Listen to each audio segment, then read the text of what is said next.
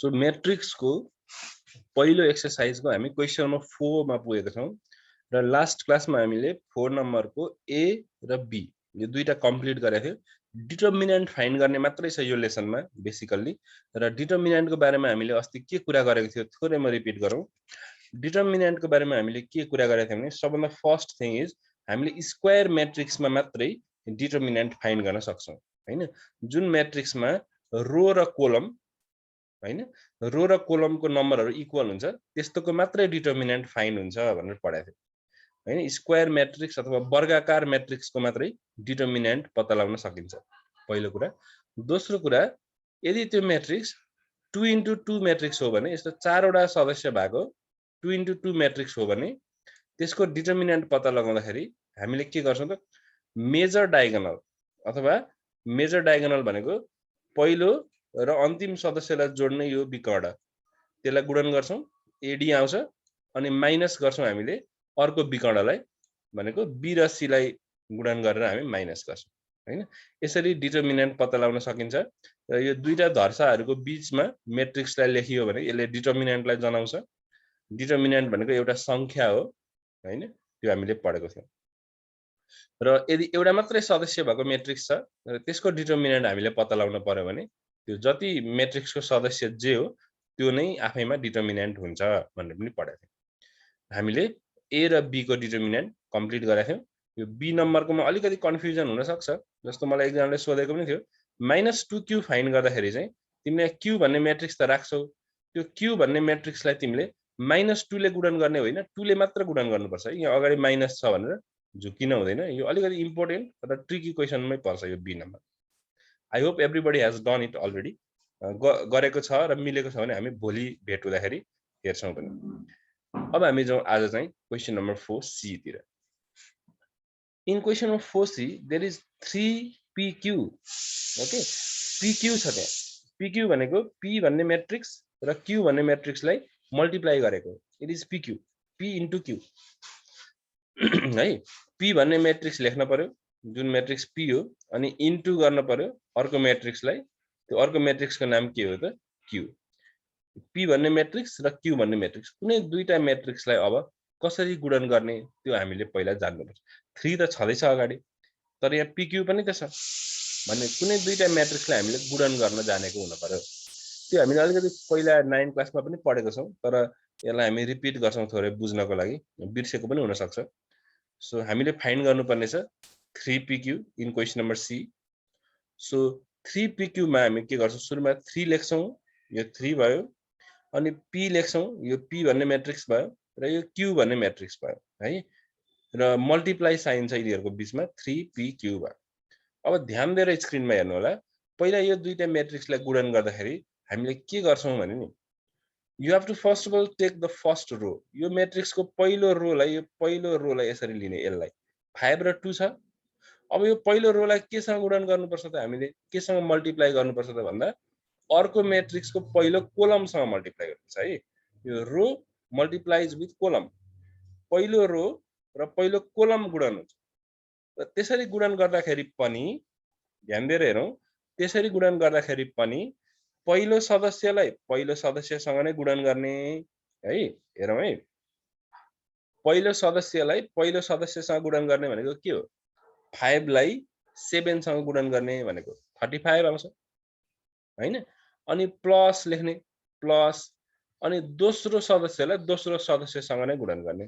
भनेको 2 लाई केसँग गुणन गर्ने 0 सँग त्यसो गर्दा 0 आउँछ है यसरी पहिला के गर्नुपर्छ फर्स्ट रो र फर्स्ट कोलमलाई मल्टिप्लाई गर्नुपर्छ त्यसरी मल्टिप्लाई गरिसकेपछि अब तिमीले पहिलो कोलमको काम सक्यो है पहिलो कोलमको काम सक्यो अब तिमी के गर्नुपर्छ त दोस्रो कोलमतिर जानुपर्छ यसलाई लिएर अब दोस्रो कोलममा जाने यसमा पनि त्यस्तै काम रिपिट गर्ने भनेको पहिलो सदस्यलाई पहिलो सदस्यसँग नै गुणन गर्ने त्यसो भनेको के हो त 5 * 8 40 हुन्छ 5 * 8 अनि प्लस लेख्नुपर्छ जहिले पनि अब दोस्रो सदस्य र दोस्रो सदस्य गुणन गर्ने भनेको 2 र -5 गुणन गर्ने 2 र -5 गुणन गर्दा -10 हुन्छ हैन यही कुरा अब यो पहिलो रोले दुईटै कोलमसँग मल्टिप्लाई गरिसक्यो यदि अर्को तेस्रो पनि भएको भए तेस्रोसँग पनि गुणन गर्नु पर्थ्यो, चौथो कोलम भएको भए चौथोसँग पनि गुणन गर्नु पर्थ्यो, दुईटा मात्रै छ गुणन गरिसक्यो। अब पहिलो रोको काम सकिएपछि हामी दोस्रो रोलाई लिएर त्यही प्रोसेस रिपिट गर्छौं र यहाँ लेख्छौं। यो मल्टिप्लिकेसन अलिकति कन्फ्युजिङ छ, म्याट्रिक्सको मल्टिप्लिकेसन र धेरै इम्पोर्टेन्ट पनि छ। ध्यान दिएर यसलाई बुझिएन भने हामी पछाडिको लेसनतिर पनि फेरि अप्ठ्यारोमा पर्छौं है। फेरि एकचोटि रिपिट गरौँ। पहिलो रो लिने यसरी 5 and 2 इज देयर, त्यसलाई चाहिँ पहिलो कोलमसँग मल्टिप्लाई गर्ने। पहिलो कोलमसँग मल्टिप्लाई गर्दाखेरि first element with first element and second element with second element, यो मल्टिप्लाई भइसकेपछि अब दोस्रो कोलममा जाने हैन। 5 मल्टिप्लाइज विथ 8, 2 मल्टिप्लाइज विथ -5, यसरी गुणन गरिसकेपछि पहिलो रोको काम सकेपछि दोस्रो रो अथवा यो 4 3 जुन छ त्यसमा हामी जान्छौं। के हुने भयो त्यसरी गुणन गर्दाखेरि हेरौँ है त। 3 बुझेन भने चाहिँ अलिकति यसलाई सोध्न पनि पर्छ हामीले यहाँनिर। 5 into 7 यहाँ मैले लेखेँ, अनि 2 into 0 यहाँ लेखेँ। अझ यसलाई बुझिएन भने यसलाई अझ एउटा पिक्चर पनि हेरौँ यहाँ, अनि अझ बुझिएर कस्तो पिक्चर हेरौँ भने यो हेरौँ। अब फर्स्ट रोलाई हामी फर्स्ट कोलमसँग मल्टिप्लाई गर्दाखेरि पहिला के लेख्नु पर्यो, यो 5 लाई कुनसँग मल्टिप्लाई गरियो हामीले 7 सँग गरियो। 5 into 7 लेखेछ, अनि प्लस अब यो 2 लाई कुनसँग मल्टिप्लाई गरियो त 0 सँग मल्टिप्लाई गरियो, 2 into 0 लेख्यो। फर्स्ट रोले फर्स्ट कोलमलाई मल्टिप्लाई गरियो, यो काम सक्यो। अब त्यही फर्स्ट रोले फेरि सेकेन्ड कोलमलाई मल्टिप्लाई गर्नु पर्यो। सेकेन्ड कोलमलाई मल्टिप्लाई गर्दाखेरि के हुने हो त 5 into 8, यो 5 into 8 लेख्यो यहाँ, अनि 2 into -5, 2 into -5 लेख्यो। यसरी पहिलो रोले यो पहिलो रोले यसलाई पनि मल्टिप्लाई गरियो, यसलाई पनि मल्टिप्लाई गरियो। अब हामी दोस्रो रोतिर अगाडि बढ्छौं, भनेको यो रोतिर जान्छौं। र दोस्रो रोले अब पहिला फर्स्ट कोलमलाई मल्टिप्लाई गरौँ। यो 4 into 7 गर्न पर्यो, 4 into 7, अनि 3 into 0 गर्न पर्यो, 3 into 0। अब यही सेकेन्ड रोमा छौं हामी। अब पहिलो कोलमलाई मल्टिप्लाई गरिसकेपछि दोस्रो कोलममा जाउँ। दोस्रो कोलममा 4 into के गर्नु पर्यो 8, 4 into 8, अनि 3 into के गर्नु पर्यो -5, 3 into -5। यसरी हामीले सबै मल्टिप्लिकेसनहरु लेख्यौं। अब यसपछि त सजिलो छ, मल्टिप्लाई गर्ने मात्रै काम बाँकी रह्यो। मल्टिप्लाई गरौँ। So 5 into 7 35, 2 into 0 0, 8 into 5 40, 2 into -5 is -10, you know। यसै गरी हामीले सबै मल्टिप्लिकेसन गर्यौं। अब 35 plus 0 गर्दाखेरि 35 हुन्छ, 28 plus 0 गर्दा 28 हुन्छ। जोड्ने काम त गाह्रो भएन, यस्तो आयो। 40 minus 10 गर्यौं यहाँ 30 आयो, 32 minus 15 गर्यौं 17 आयो। अब यो 3 ले मल्टिप्लाई गर्नु पर्यो भित्र, हैन। 3 ले मल्टिप्लाई गर्दाखेरि सबै एलिमेन्टलाई गर्नु पर्यो। 3 ले 35 लाई पनि गर्नु पर्यो, 28 लाई पनि गर्नु पर्यो, 30 लाई पनि गर्नु पर्यो, 17 लाई पनि गर्नु पर्यो। When you multiply all of them, it is like this। यो नै भयो हाम्रो म्याट्रिक्स 3pq भन्ने म्याट्रिक्स। तर यो 3pq भन्ने म्याट्रिक्स तिमीलाई सोधेको होइन। यो 3pq को के सोधेको हो त भन्दाखेरि त डिटर्मिनेन्ट सोधेको। अब यसको डिटर्मिनेन्ट निकाल्न पर्यो नि त, हैन। ल अब डिटर्मिनेन्ट निकाल्ने बारेमा हेरौँ है। सेम प्रोसेस हो डिटर्मिनेन्टको। पहिला यसरी दुईटा धर्का भित्र राख्ने, यहाँ pq मात्र भएछ, यो 3pq है। 3pq इक्वल टु यति भयो। अब डिटर्मिनेन्ट निकाल्दा के गर्छौं हामीले भन्दा मेजर डायगोनल मल्टिप्लाई गर्छौं माइनस माइनर डायगोनल। यो पहिला पनि हामीले पहिलो क्लासमा पनि पढिसकेका छौं। अब यो दुईटालाई गुणन गर्दा कति आउँछ लेखौं, अनि यो दुईटालाई गुणन गर्दा कति आउँछ त्यो पनि लेखौं र माइनस गरौं। जे रिजल्ट आउँछ यो नै हाम्रो के हुन्छ त डिटर्मिनेन्ट हुन्छ। यहाँ हामीले मुख्य रूपमा बुझ्नु पर्ने यो डिटर्मिनेन्टको बारेमा त हामीलाई सामान्य जानकारी भइसकेको छ। यो दुईटा म्याट्रिक्सलाई गुणन कसरी गर्ने भन्ने कुरा चाहिँ हामीले मुख्य रूपमा सिक्नु पर्ने छ है। र यो अलिकति कन्फ्युजिङ छ, it takes time, you have to practise a lot. यो कुनै ठाउँमा गएर एउटा मात्र साइन पनि बिग्रियो भने फेरि यसले पुरै सल्युसनलाई बिगार्छ। You have to practise a lot and then only you can multiply it quickly, हैन। फास्ट पनि गर्नुपर्ने छ, नत्र भए फेरि भ्याइदैन। यो भयो हामी 4 नम्बरको सी हामीले हेरौँ। Let's move on to the next question, question number 5। In question number 5 there are 2 questions, 5A and B। एउटै छ क्वेशन चाहिँ। यहाँ के भनेको छ भने यदि सही।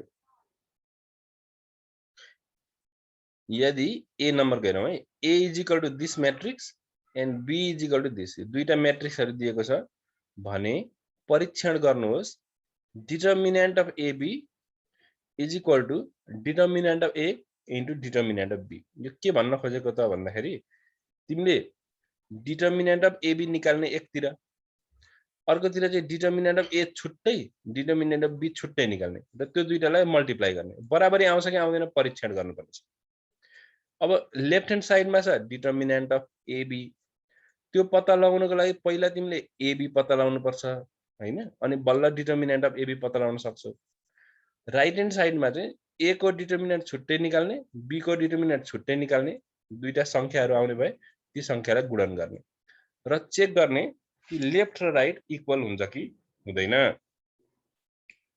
इक्वल हुन्छ कि हुँदैन भनेर तिमीले चेक गर्नुपर्ने छ हैन। ल अब गरेर हेरौँ। पहिला हामी लेफ्ट ह्यान्ड साइडमा एबी छ, त्यो एबी को डिटर्मिनेन्ट निकाल्ने बारेमा सोचौँ है त। डिटर्मिनेन्ट अफ एबी को लागि अब एबी को लागि पहिला के गर्नुपर्छ त, एबी नै निकाल्नुपर्छ हैन। एबी भनेको म्याट्रिक्स ए र म्याट्रिक्स बी लाई तिमीले गुणन गर्नुपर्छ र गुणन गर्ने प्रक्रिया मैले अघि सम्झाइसकेको छु। अब म त्यसलाई फेरि रिपिट गर्दिन। यो पहिलो रो र पहिलो कोलम गुणन गरिन्छ फर्स्टमा, अनि यही रोलाई लिएर गएर सेकेन्ड कोलमसँग पनि मल्टिप्लाई गरिन्छ। अनि फर्स्ट रोको काम सकिएपछि सेकेन्ड रोमा हामी जान्छौँ हैन। त्यसरी गुणन गर्ने गरेछ। त्यसरी गुणन गरे यो यस्तो हुन्छ 9 into 3 minus 3 into 4 है, 9 into minus 2 minus 3 into 6। यो गुणन गर्दै गयो तिमीले म्याट्रिक्सलाई गुणन गरेपछि यसको रिजल्ट चाहिँ अब यो गुणन गरेको we get it like this 15 minus 36 22 20 यो एबी आयो हैन, म्याट्रिक्स एबी आयो। तर तिमीलाई म्याट्रिक्स एबी को के चाहिएको, डिटर्मिनेन्ट चाहिएको हैन। लेफ्ट ह्यान्ड साइडमा डिटर्मिनेन्ट चाहिएको। अब डिटर्मिनेन्ट निकाल्न पनि त त्यही छ प्रक्रिया हैन। पहिला दुईटा धर्का भित्र लेख्नु पर्यो एबी लाई, अनि मेजर डायगोनल मल्टिप्लाई गर्ने 15 into 20 माइनस माइनर डायगोनललाई मल्टिप्लाई गर्ने 22 into minus 36 हैन त। अब 15 into 20 भनेको 300 minus 22 into 36 भनेको चाहिँ प्लस 790। अब यो दुईटालाई हामीले जोडौं, जोड्दाखेरि कति आयो त 1092 आयो हेरौँ है। यो चाहिँ केमा आएको त, यो लेफ्ट ह्यान्ड साइडबाट डिटर्मिनेन्ट अफ एबी निकाल्दाखेरि यति आयो 1092। अब अर्को साइडमा हामी डिटर्मिनेन्ट अफ ए छुट्टै निकाल्ने, डिटर्मिनेन्ट अफ बी छुट्टै निकाल्ने र त्यसलाई गुणन गर्ने। अनि हेर्ने अर्को साइडबाट पनि 1092 आउँछ कि आउँदैन हैन। आयो भने यो प्रमाणित भयो, आएन भने भएन। हेरौँ अब छुट्टै ए को डिटर्मिनेन्ट निकालौँ। त्यसको लागि ए लाई नै यस्तो धर्का भित्र राखौँ। अनि यो मेजर डायगोनलको प्रोडक्ट 9 into 4 माइनस माइनर डायगोनलको प्रोडक्ट 2 into -3 हैन। यो 2 यो -3 यो माइनसले यसलाई प्लस बनाउँछ है, यसरी 36 plus 6 so it is 42 ए भयो। अब बी पनि निकालौँ, बी को डिटर्मिनेन्ट हैन। 3 minus 2 4 6 भन्ने म्याट्रिक्स छ, यसलाई मेजर डायगोनललाई मल्टिप्लाई गरौँ र माइनर डायगोनललाई पनि मल्टिप्लाई गरौँ, माइनसमा हुने भयो हैन। ठीक छ नि यहाँसम्म। 18 भयो 6 3 जा 18 अनि यो माइनस छ, यहाँ पनि माइनस छ, प्लस भयो 4 2 जा 8 18 र 8 लाई जोड्दाखेरि 26। हामीले अहिलेसम्म के गर्यौं भने एबी पनि निकाल्यौं, एबी को डिटर्मिनेन्ट पनि निकाल्यौं, ए को डिटर्मिनेन्ट छुट्टै निकाल्यौं, बी को पनि छुट्टै डिटर्मिनेन्ट हामीले निकालेको छौं। अब यो राइट साइडमा यो दुईटालाई हामी गुणन गर्छौं र हेर्छौं कि यहाँ कति आएको थियो अघि 1092 त्यति आउँछ कि आउँदैन हैन। ए को डिटर्मिनेन्ट आयो 42, बी को डिटर्मिनेन्ट आयो 26। Now a determinant of A into determinant of B is 42 into 26 how much 1092। अघि पनि 1092 आयो, त्यसैले यो के भयो त determinant of AB is equal to determinant of A into determinant of B प्रमाणित भयो। यसरी हामीले सजिलैसँग के गर्न सकिने रहेछ त, लेफ्ट ह्यान्ड साइड र राइट ह्यान्ड साइडलाई हेरेर हामीले प्रमाणित गर्न सक्दो रहेछ। यसमा केही कन्फ्युजन त छैन हैन। ल अब अगाडि बढौँ है त।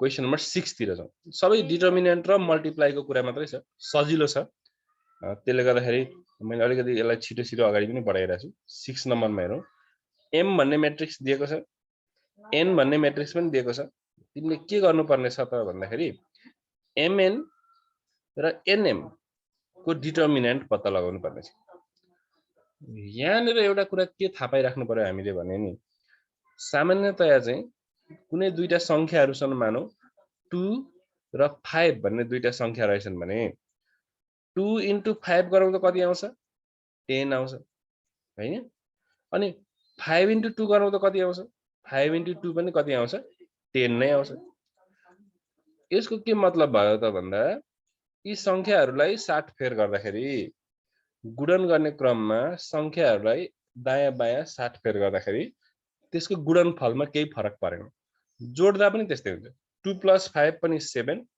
5 + 2 पनि 7 सामान्यतया गुणन गर्दाखेरि यो संख्याहरूको स्थानले केही फरक पार्दैन रहेछ तर यो संख्याहरूमा त्यस्तो हुन्छ मेट्रिक्समा चाहिँ त्यस्तो हुँदैन है मेट्रिक्समा चाहिँ m into n is different m into n गर्यो भने अर्कै प्रोडक्ट आउँछ हेर n into m गर्यो भने अर्कै प्रोडक्ट आउँछ है अर्कै गुणनफल आउँछ यो कुरालाई ध्यान दिने है mn छुट्टै आउँछ nm छुट्टै आउँछ यसको तिमीले डिटर्मिनेन्ट पत्ता लगाउनु पर्ने छ दुईटैको हामी गरेर हेर्छौं एउटै आउँछ कि आउँदैन पनि चेक गर्न मिल्यो हामीसँग m र n भन्ने म्याट्रिक्सहरू छन् पहिला mn को डिटर्मिनेन्ट निकाल्ने बारेमा सोचौं mn को त्यसको लागि के गर्नु पर्यो m र n लाई गुणन गर्नु पर्यो अब गुणन गर्ने प्रक्रिया फेरि त्यही हो है पहिलो रोलाई पहिलो कोलमसँग गुणन गरिन्छ गुणन गर्दा पहिलो सदस्य र पहिलो सदस्य गुणन गर्ने दोस्रो सदस्य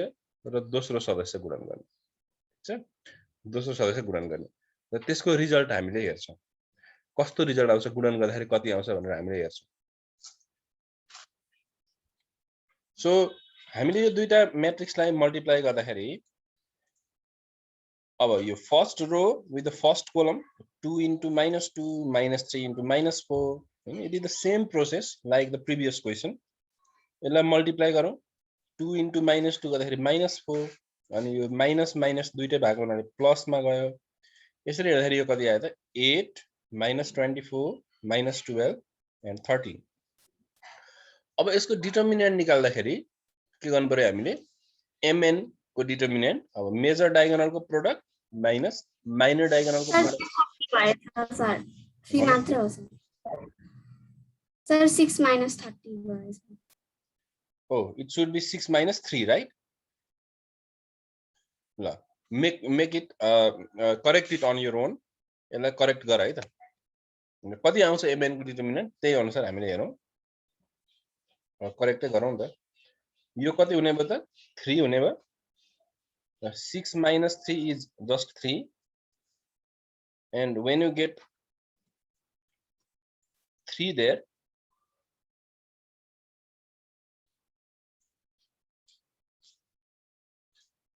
यहाँ 3 हुने भयो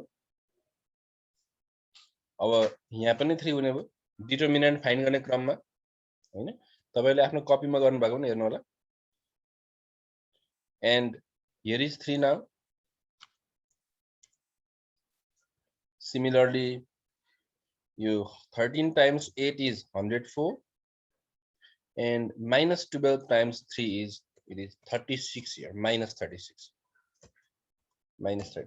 can you tell me the result what is the result here